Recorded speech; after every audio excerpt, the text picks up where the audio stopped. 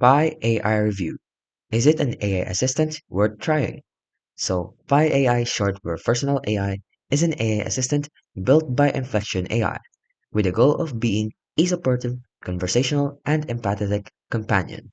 So, it's designed less for coding or research and more for personal growth, well-being, and light productivity. Now, let's talk about the pros and cons of this platform. It is extremely friendly, empathetic, and has human-like responses.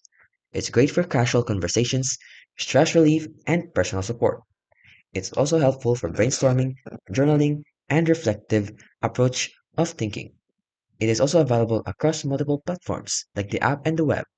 It also has a simpler and more approachable than other complex AI tools. Now the cons is though, it is not designed for deep research or technical tasks. It can also feel too soft or vague if you need direct answers. It needs a limited compared to broader AI like ChatGPT for advanced queries, and it may lack integrations with productivity tools, and the subscription may be required for full access.